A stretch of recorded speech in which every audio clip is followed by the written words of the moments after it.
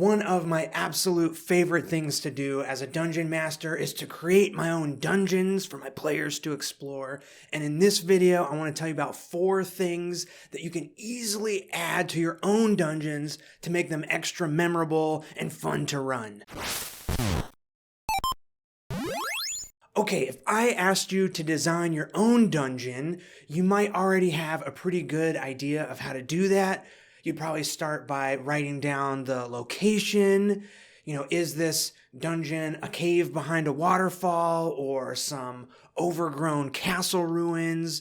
Or maybe it's a putrid crypt. Then you might think up a good reason for the players to go to this location. Maybe it's to find treasure or rescue a prisoner or defeat some enemy. And once the players get there, they'll be exploring the individual rooms of the dungeon. So you might draw up a quick map and describe what's going on in each room. You'd write out stuff like monster encounters, traps, maybe some NPCs, a secret or two. There's probably a big boss battle and some treasure at the end that will signal that the players have conquered the dungeon and the adventure is successful. Now, I'd say that's a pretty fantastic foundation for building a dungeon adventure, but I think if we zoom out a little bit, we can create something that's much more interesting and fun to explore. So let's talk about the 4 C's of dungeon design. I just came up with these terms, but other people have talked about these concepts before, so I don't want to take any credit here. We've got context,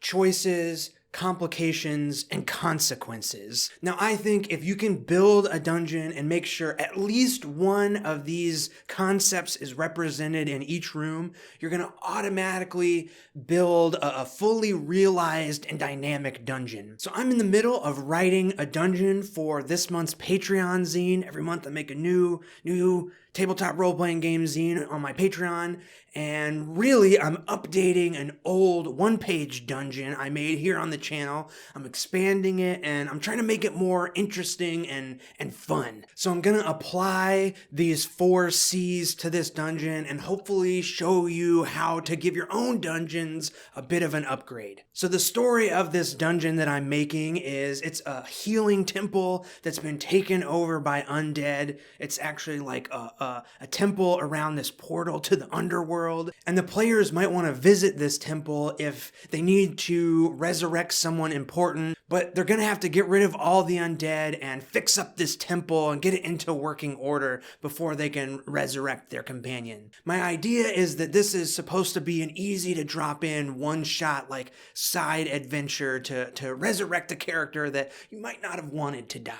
Okay, let's start off with the first C and add a little bit of context to this dungeon. So context can be something like the history of the place, an example of how it's changed, anything that implies the setting or the scenario of this dungeon. Really, it's any information that would immerse the players and be helpful for them on their quest. So like a simple example is if your dungeon room is an owlbear den, maybe there are bones and feathers scattered about. Or if your dungeon is in a ruined castle that's been taken over by ogres, maybe there are paintings that have been torn off the wall and rehung up and painted over with the ogre's clan symbol, painted in blood. Really what I'm getting at is there are lots of simple things that you can add to a dark cavern or a stonework room to make it just a little bit more interesting.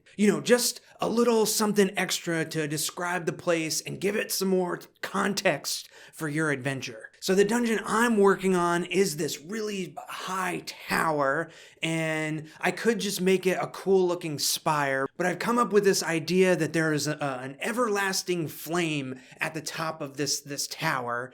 People can see it from all around, and usually it burns really brightly, but now the flame is just this dim flicker at the top of this ruined tower. My idea is that the temple is meant to be this sort of beacon of hope on the horizon, a place where anyone can go to get healed or maybe bring someone back to life. But this dimmed flame at the top is a really simple indication before you even enter the dungeon that something is amiss. Okay, moving on to the second C, and this one I think gets overlooked a lot, or at least I personally overlook it a lot, and this is giving players choices. Now, I think player choices are kind of baked into tabletop role-playing games just by the nature of how the game plays. But once you get inside the dungeon, you'll be surprised at how narrow the choices can get if you're not careful. You know, it's not the most fun going into a room, being attacked by a monster, fighting it, and then going into the next room,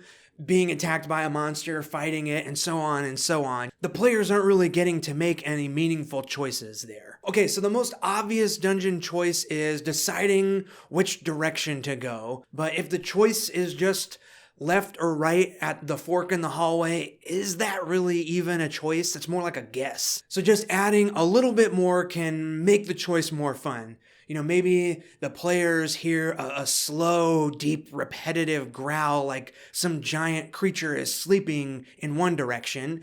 And then in the other direction, they see a light flickering under a doorway and they hear a bunch of rowdy voices, obviously awake and probably not too keen on trespassers. So now the players get to choose how they want to proceed. Do they sneak past the sleeping monsters, or do they try to talk their way through the rowdy crowd? Inside my temple dungeon, I still need to come up with a cool name for this place. I'm still working on it. Naming's always the hardest thing. But inside my dungeon, there's going to be a bunch of fun choices to make. Will the players free the suspicious prisoner? Will they open the sealed door? Will they side with the acolytes or the bugs? Will they enter the fountain and travel to the gloom tide and try and return their fallen companion to life? This is the stuff that's so fun to add to your dungeons, and I don't know what's going to happen, and that's what makes playing the game so much fun. Okay, next up is the third C, and it's complications. This is anything that's going to keep your players from accomplishing their quest.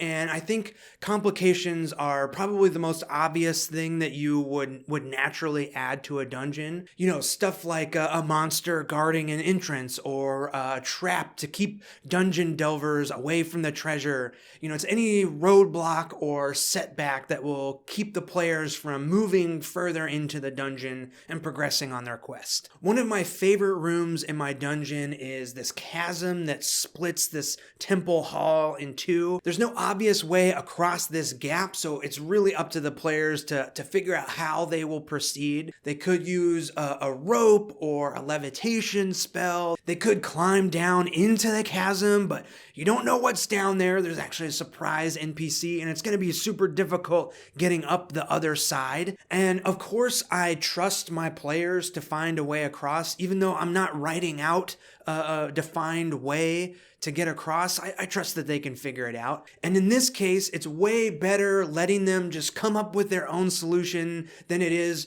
presenting them with a few options to choose from. Okay, now complications don't always have to be roadblocks or setbacks. Sometimes a complication could just be something that makes a character choice more difficult. So a minute ago, I mentioned the players entering this fountain and traveling to the gloom tide. That's basically my world's version of the underworld.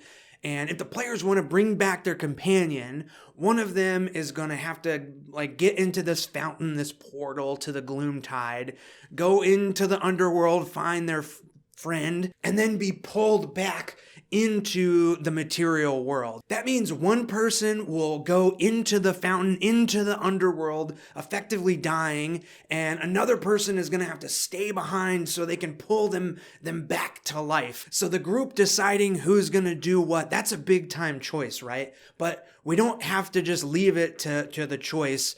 You know, what happens when we throw some complications in? You know, obviously stuff isn't going to go as planned for the person entering the gloom tide. And worse, what happens when things start going wrong back in the temple at the same time? That's when stuff starts getting really fun. Start throwing those complications in there. And that brings us perfectly to the fourth concept: consequences. What happens when the context of the dungeon, the choices the players make, and how they deal with the complications, when all of that stuff collides, that's when you get consequences. Okay, That's a lot of C words. Maybe I should have taken it a little easy on the alliteration. Anyway, some consequences are really easy to plan out. You know, if the players fail to sneak past that sleeping monster and it wakes up, that's a pretty immediate and obvious consequence. I've got a really fun one in my dungeon. The players might come across this magical mace that's like displayed up on the wall of this temple,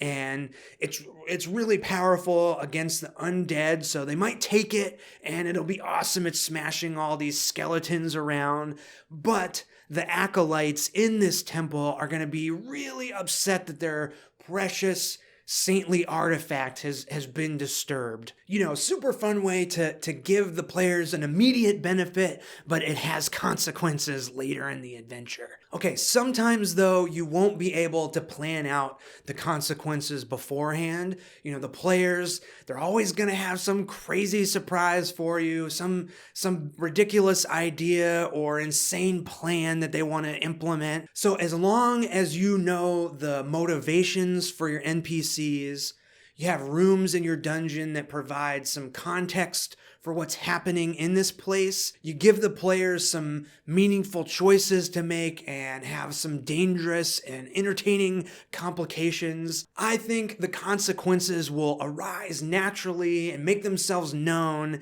and that's where the magic of all of this planning and game playing comes together to make an awesome adventure. Now, if all this sounds fun and you like to get your hands on my one-shot Resurrection Dungeon, consider joining my Patreon. The adventure will be available there at the end of the month, and I'm just really excited about this one. I'm having a ton of fun writing it. Can't wait to start drawing all the crazy NPCs and monsters I'm cooking up. Actually, next week I'm going to be drawing the map for this crazy temple on the channel here, so be sure to subscribe and check back for that one. I hope you've enjoyed this video and it's got you inspired to create your own dungeons.